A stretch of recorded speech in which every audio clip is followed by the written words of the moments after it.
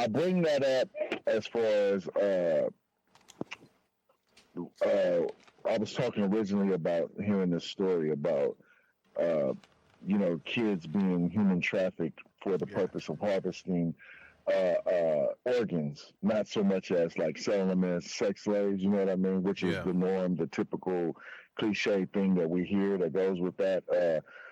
I also heard that I'm also seeing a story where this cryptocurrency phenom is put in place because it's like it's not something that's real tangible. It's not real, but it's like some kind of digital software process that was made up, and it becomes popular amongst the elites, and it becomes valuable, and now everybody's going to get their hand on it. So I told the dude, I said, so essentially you're talking about a dollar. You're talking about American dollar, or anybody who has. You're talking about paper money. You're talking about tender, basically, because that's all the fuck that is a piece of paper that a big enough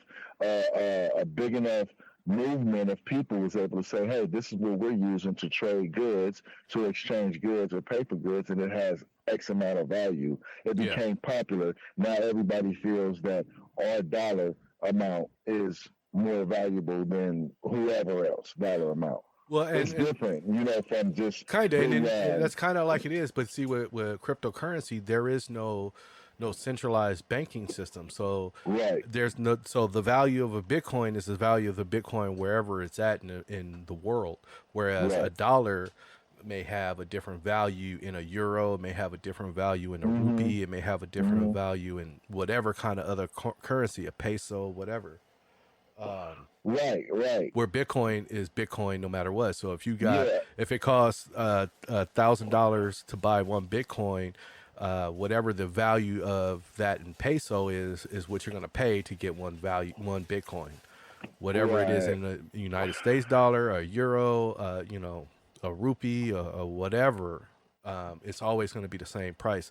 Now your money in whatever location you are, that may be different based on how much it's going to cost you to get that one Bitcoin, but the value of the Bitcoin is always going to be what the value of the Bitcoin is. So I don't know what people's different money values are. I don't know how much 10,000 pesos would be to make 10,000 pesos, or 10,000 to make $10,000 in rupees. It's like $100 or some shit like that. Yeah, I don't know. I don't know the money conversion rate, but there is no conversion rate for Bitcoin. Okay. So like you can take it to wherever you're going to take it. So if you have one Bitcoin that's worth $10,000, you go down to and sell that Bitcoin in Mexico for pesos.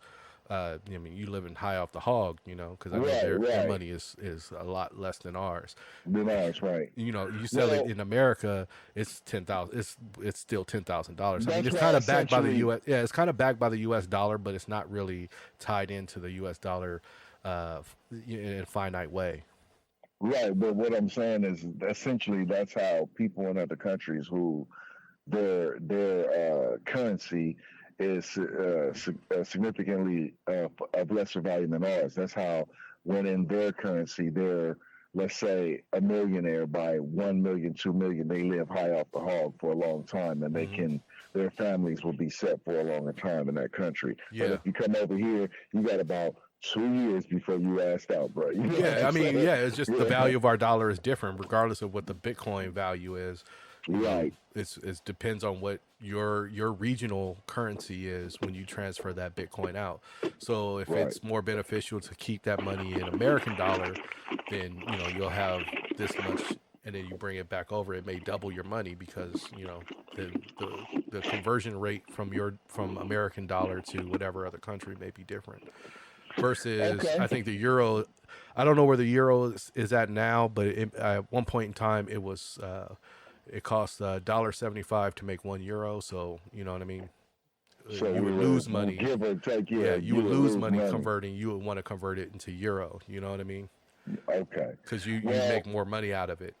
Well, the point why I bring it up is because it was presented to me at like it's a conspiracy to create this money again that is not real, that is less accessible to the lower classes of America, and it was a conspiracy to make it to where pretty much financial gain is only obtainable by the elites, and I don't really know nothing about all that. So I was like, and I asked him, I said, well, where'd you get it from? He's like, dude, I gotta he started telling me these links. I didn't really look it up or that. And she was just talking, and I was just trying to pass time and get my load and get the fuck out of there.